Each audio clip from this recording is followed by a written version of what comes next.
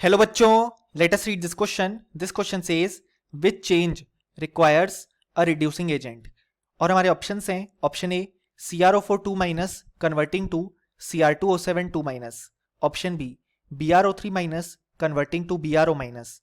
Option C H2O2 converting to O2. Option D AlOH whole 3 converting to AlOH whole 4 minus. So इस question में हमसे कहा गया है इसमें से किस चेंज में हमें रिड्यूसिंग एजेंट की रिक्वायरमेंट होगी. सो इस क्वेश्चन को सॉल्व करने के लिए हमें जो की कॉन्सेप्ट रिक्वायर्ड है वो है concept of oxidation and reduction.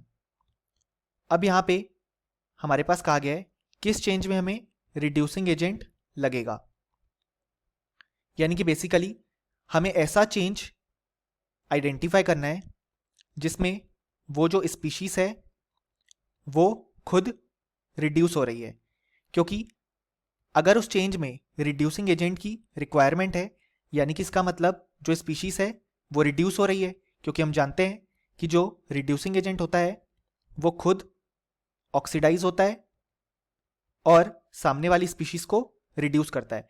सो हमें ऐसा चेंज आइडेंटिफाई करना है जिसमें हमारे पास रिडक्शन देखने को मिलेगा.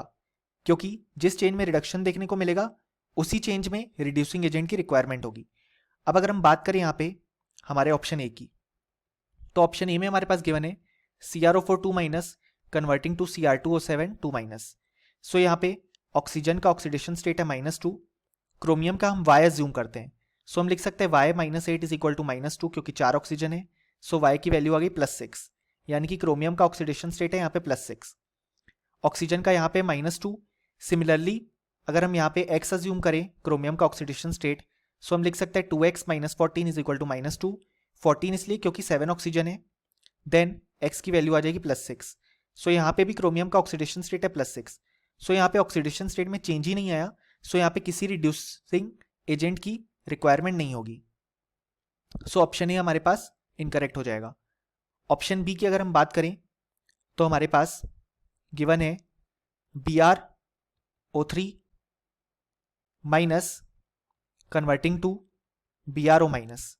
सो यहां पे अगर हम देखें तो हमारे पास ऑक्सीजन का ऑक्सीडेशन स्टेट है -2. यहां पे अगर हम सिमिलरली X अज्यूम करके ब्रोमीन का ऑक्सीडेशन स्टेट फाइंड आउट करेंगे तो हमें उसका ऑक्सीडेशन स्टेट देखने को मिलेगा +5. यहां पे ऑक्सीजन का है -2 और यहां पे अगर हम ब्रोमीन का ऑक्सीडेशन स्टेट फाइंड आउट करेंगे तो वो हमें देखने को मिलेगा +1.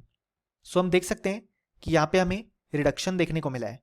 +5 से +1 में ऑक्सीडेशन स्टेट गया है. सो यहाँ पे रिडक्शन हुआ है. सो इस केस में हमें रिड्यूसिंग एजेंट की रिक्वायरमेंट होगी. सो ऑप्शन बी बिल्कुल करेक्ट हो जाएगा. अब अगर हम बात करें यहाँ पे ऑप्शन सी की, तो उसमें गिवन है H2O2 कन्वर्टिंग टू O2. सो यहाँ पे हाइड्रोजन का ऑक्सीडेशन स्टेट है +1, ऑक्सीजन का है -1 ड्यू टू परऑक्सी लिंकेज, और यहाँ पे ऑक्सीजन का है 0 क्योंकि वो खुद से कंबाइंड है. सो यहाँ पे हमें ऑक्सीडेशन देखने को मिला है यानी कि इस रिएक्शन में हमें ऑक्सीडाइजिंग एजेंट की रिक्वायरमेंट होगी ताकि ऑक्सीडाइजिंग एजेंट खुद रिड्यूस हो और इस स्पीशीज को ऑक्सीडाइज करे. सो ऑप्शन सी इनकरेक्ट हो जाएगा.